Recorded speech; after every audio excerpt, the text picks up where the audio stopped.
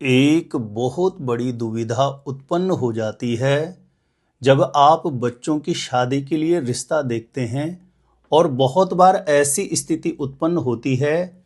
शादी के लिए रिश्ता बहुत अच्छा समझ में आ जाता है, घर परिवार बहुत अच्छे से समझ में आ जाता है, या लड़का या लड़की एक दूसरे को पसंद करते हैं, लेकिन जब कुंडली मिलान करते हैं तो कुंडली मिलान नहीं हो रहा होता है। तो ऐसी स्थिति में बार बार पूछा जाता है कि कुंडली मिलान नहीं हो रहा हो तो इसका क्या समाधान हो सकता है। देखिए प्रिय दर्शकों, ऐसी स्थिति में ज्यादातर लोग एक छोटी सी गलती करते हैं और इस गलती की वजह से एक बहुत अच्छा रिश्ता हाथ से निकल जाता है। जब कभी भी आप किसी भी लड़का या लड़की की शादी के लिए कुंडली मिलान कर रहे हैं तो कुंडली मिलान करते समय यह छोटी सी गलती आपको कदापि नहीं करनी है। ज्यादातर लोग यही गलती करते हैं।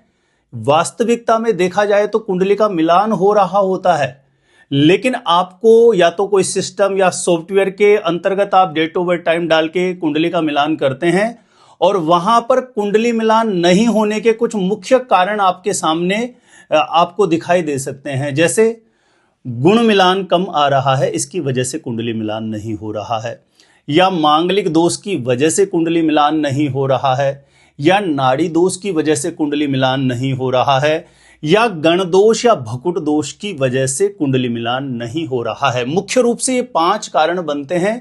और भी अन्य स्थितियां हैं जो कुंडली मिलान के समय देखी जाती है, लेकिन कुंडली मिलान करते समय जो मुख्य रूप से कुंडली मिलान नहीं होने का यदि कोई कारण बनेगा तो एक तो गुण मिलान कम आना एक कारण बन सकता है, मांगलिक दोष, नाड़ी दोष, भकुट दोष या गण दोष। यदि इनमें से किसी भी दोष की वजह से कुंडली मिलान नहीं हो रहा हो तो आपको ध्यानपूर्वक समझना है और देखना है, क्योंकि एस्ट्रोलॉजी में जहां किसी भी दोष का जिक्र है तो उसके कैंसिलेशन का जिक्र भी है।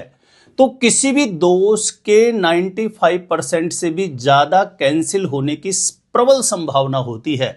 और जो आप सही से डेप्थ में डिटेल में सही से कुंडलियों को कैलकुलेट करेंगे तो मैंने देखा है 95% से भी ज्यादा कुंडलियों में दोष कैंसिल ही हो जाते हैं। तो जब कभी भी कुंडली मिलान करते हैं और आपको लगता है कि रिश्ता तो बहुत अच्छा समझ में आ गया, या लड़का या लड़की एक दूसरे को पसंद कर रहे हैं लेकिन कुंडली मिलान नहीं हो रहा, तो जो आज के इस वीडियो में जो पॉइंट जो एकदम सटीक सूत्र मैं आपको बता रहा हूं, इन सूत्रों को आपको अपने दिमाग में जरूर रखना है। देखिए, मान के चलिए सबसे पहला कारण बनता है कि गुण मिलान 18 से कम आ रहा है। मान के चलिए 13, 14, 15, 17 गुण मिलान आ रहा है, यानी 18 से कम गुण मिलान आने पर गुण मिलान को अच्छा नहीं माना जाता है। लेकिन गुण मिलान कम आने का कारण यदि गण दोष और भकुट दोष बन रहा हो, क्योंकि गण दोष के 6 अंक होते हैं और भकुट दोष के 7 अंक होते हैं। एक तरीके से इन दोनों का ही जो अंक है वो मिला के 13 अंक हो जाते हैं इन दोनों के। लेकिन राशि मैत्री हो जाए तो गण दोष और भकुट दोष पूर्णतया कैंसिल हो जाते हैं, पूर्णतया प्रभावहीन हो जाते हैं। ऐसे में गुण मिलान का स्तर कम आ रहा है, लेकिन गण दोष और भकुट दोष की वजह से कम आ रहा है, और राशि मैत्री हो जाएगी तो ये पक्का समझ के चलिए गण दोष और भकुट दोष दोनों ही पूर्णतया कैंसिल हो जाते हैं। और इससे आगे एक महत्वपूर्ण बात है, मान के चलिए आपको लगता है कि मांगलिक दोष की वजह से कुंडली मिलान नहीं हो रहा, एक कुंडली मांगलिक और दूसरी कुंडली मांगलिक नहीं है, तो ऐसी स्थिति में जो कुंडली मांगलिक नहीं है उसके तीसरे, छठे या 11वें भाव में शनि हो, राहु हो या मंगल हो। स्पष्ट रूप से ज्योतिषीय सूत्र है कि 63 एकादशे राहु, 63 एकादशे शनि, 63 एकादशे भौम सर्व दोष विनाशकृत। यानी एक कुंडली मांगलिक और जो कुंडली मांगलिक नहीं है उसके तीसरे, छठे, 11वें भाव में शनि, राहु या मंगल हो तो मांगलिक दोष पूर्णतया कैंसिल हो जाता है, यानी मांगलिक मिलान एकदम परफेक्ट हो जाता है। मान के चलिए जो कुंडली मांगलिक है उसमें मंगल स्वराशि का है, उच्च राशि का है, नीच राशि का है, चंद्रमा के साथ है, या अस्त हो चुका है, या गुण मिलान 28 या 28 से अधिक आ जाता है। बहुत सी ऐसी कंडीशंस होती हैं, इसमें से कोई भी कंडीशन लागू हो जाए तो मांगलिक दोष पूर्णतया कैंसिल हो जाता है।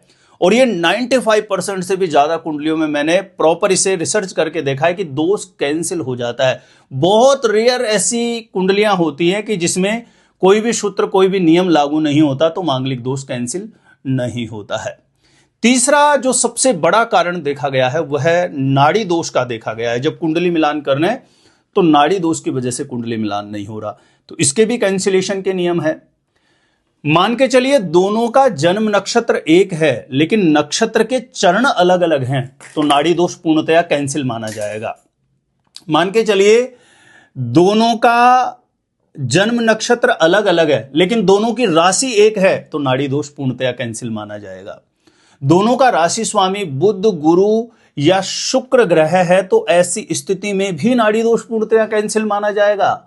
या 9 नक्षत्र ऐसे होते हैं, इसमें से लड़का या लड़की का नक्षत्र आ रहा हो तो नाड़ी दोष पूर्णतया कैंसिल माना जाएगा। तो ये 9 नक्षत्र कौन से होते हैं?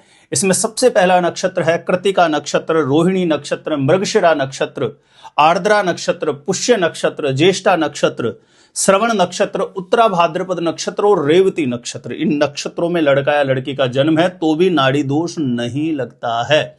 ऐसे बहुत से नियम होते हैं जो किसी भी दोष के कैंसिल होने की स्थिति को दिखाते हैं। तो प्रिय दर्शकों, रिश्ता बहुत अच्छा समझ में आए ना, तो आप कुंडली मिलान का जो एक विषय है इसकी एक शास्त्रीय जानकारी आपके पास होनी चाहिए। नहीं तो प्राय होता क्या है, ज्यादातर लोग डेट ऑफ बर्थ टाइम खुद ही आजकल बहुत से एप्लीकेशन सॉफ्टवेयर उनमें डालते हैं और वो जैसा बताता है उसी को सच मान के आगे बढ़ जाते हैं। ये बहुत गलत तरीका है, गलत प्रैक्टिस है। या बहुत से लोग ऐसा भी देखते हैं, एक कुंडली मांगलिक है, दूसरी मांगलिक नहीं है, सीधे ही मना कर देते हैं कि मांगलिक की शादी तो मांगलिक से ही होनी है। लेकिन ऐसा बिल्कुल भी नहीं है, 1% भी।